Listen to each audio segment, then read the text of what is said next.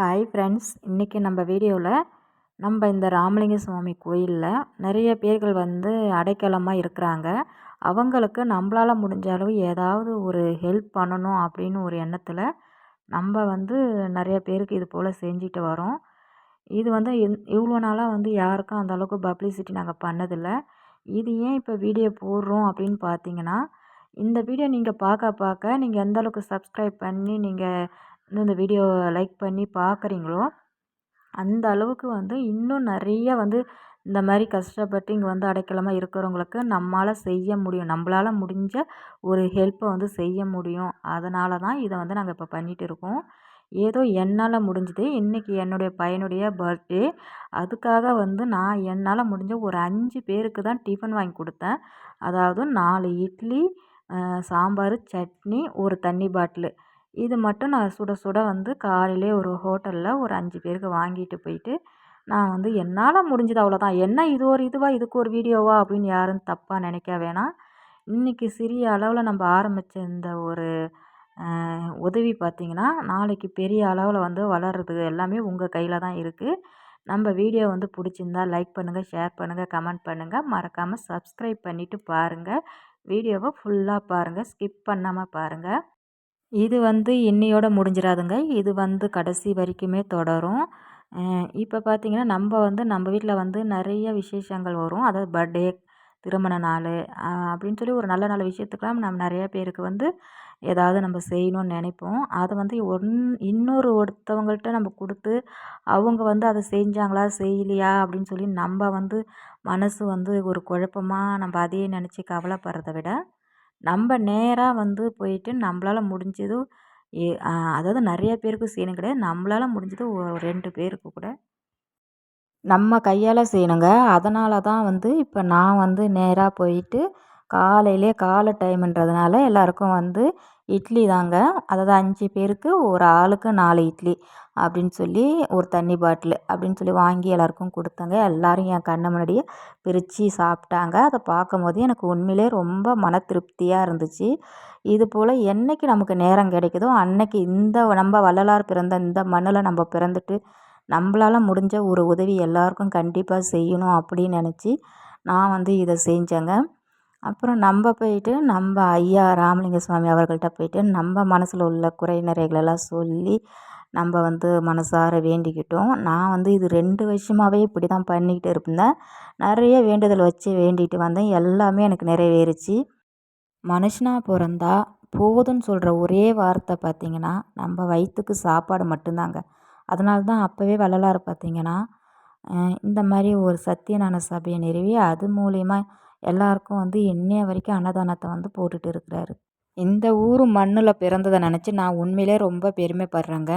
நம்மளும் வந்து நம்ம வள்ளலார் கொள்கையை பின்பற்றி அவருடைய வழியில் போய் நம்மளால் முடிந்த சில உதவிகளை வந்து நம்மளும் வந்து மக்களுக்கு செய்யணும்னு சொல்லி நம்ம விருப்பப்பட்டு தான் இந்த அளவுக்கு நம்ம செஞ்சுட்டு இருக்கோம். எப்பயுமே பார்த்திங்கன்னா, இந்த மண்ணில் போயிட்டு நம்ம காலை வச்சு ஒரு மணி நேரம் அங்கேயே இருந்து தியானம் பண்ணி அமைதியான ஒரு சூழ்நிலையில் நம்ம உட்காந்துருந்தோன்னு வச்சுக்கோங்க, நமக்கு எந்த ஒரு கஷ்டம் இருந்தாலும் அது மாயமாக மறைஞ்சிருங்க. அதேமாரி பார்த்திங்கன்னா, அந்த காற்றை சுவாசிக்க சுவாசிக்க நமக்கு எந்த ஒரு நோய் நொடியுமே கண்டிப்பாக வராதுங்க. இப்படி தாங்க நான் வாரம் வாரம் கண்டிப்பாக வந்து வாரத்தில் ஒரு நாள் கண்டிப்பாக இந்த கோயிலுக்கு போயிட்டு சாமி கும்பிட்டுட்டு நம்ம வந்து நம்ம கையில் முடிஞ்சது ஒரு பிஸ்கட்டு, இல்லை இந்த மாதிரி ஏதாவது சாப்பாடு, ஏதோ என்னால் முடிஞ்சது ஒரு சில டைமில் ஒரு ட்ரெஸ்ஸு கூட நான் வாங்கிட்டு போய் கொடுத்துட்டு வந்துடுவேங்க. இது முழுக்க முழுக்க பார்த்திங்கன்னா, என்னோடய சொந்த முயற்சியால் மட்டும்தாங்க நான் பண்ணிகிட்டு இருக்கேன். இது வரைக்கும் யாரையும் நான் என்னோட ஜாயின் பண்ணிக்கவே இல்லை. அப்படி உங்களுக்கு அந்த வீடியோ பார்க்குற யாருக்காவது இந்த மாதிரி செய்யணும் அப்படின்னு உங்களுக்கும் ஆசையாக இருக்குது, தோணுது, உங்களால் முடிஞ்ச ஒரு உதவி எல்லாருக்கும் செய்யணும்னு நீங்கள் நினச்சிங்கன்னா, தாராளமாக நீங்கள் என்னை காண்டாக்ட் பண்ணி என் கூட சேர்ந்து கூட நீங்கள் பண்ணலாம். சிறுதுள்ளி பெருவெள்ளம்னு சொல்லுவாங்க. சிறிய அளவில் ஆரம்பித்து போக போக பெரிய அளவில் இதை கொண்டு போய் செய்யணும் அப்படின்னு நான் ஆசைப்பட்றேங்க. மனுஷனாக பிறந்தா எல்லாருக்கும் ஒரு கஷ்டம் இருக்க தான் செய்கிறோம். எல்லாருக்கும் வந்து நல்லது கெட்டது நடக்க தான் செய்யும். அதுக்காக நம்ம சாப்பிடாம இல்லை, தூங்காமல் இல்லை, எதுவுமே பண்ணாமல் இல்லைல்ல. அதுபோல் தாங்க இதுவும் நம்மளுடைய வாழ்க்கையில் நம்ம அடுத்தவங்களுக்கு உதவி பண்ணுறது ஒரு பகுதியாக வச்சு நம்ம செஞ்சுட்டு வரலாம் தொடர்ந்து. இந்த பாட்டி பார்த்திங்கன்னா, உங்களுடைய வீட்டுக்காரர் 2 பேருமே இந்த கோயில்ல வந்து தங்கியிருக்காங்க. அவங்க வீட்டுக்கார் பக்கத்துல வந்து உடம்பு சரியில்லாம படுத்திருந்தாங்க.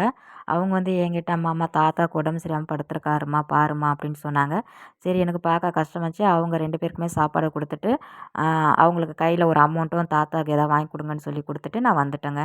இந்த மாதிரிலாம் நம்ம செய்யும்போது நம்ம மனசுக்கு ஒரு பெரிய ஒரு திருப்தி கிடைக்கும் பாருங்க. அதுதாங்க கடவுள். என் சொந்த ஊர் விழுப்புரங்க. விழுப்புரத்துலேருந்து இவங்க வந்து இங்கே தங்கியிருக்காங்க. ரொம்ப நாளாகவே தங்கியிருக்காங்க. என்ன 2 வருஷமா இவங்க தொடர்ந்து பார்க்குறம்மா, நீ அடிக்கடி வருவ, இந்த மாதிரி எல்லாம் குடுப்ப அப்படின்னு சொல்லி அவங்க என்கிட்ட பேசிட்டு இருந்தாங்க. அதான் அவங்கள்ட்ட நான் பேசிட்டு இருந்தேன்.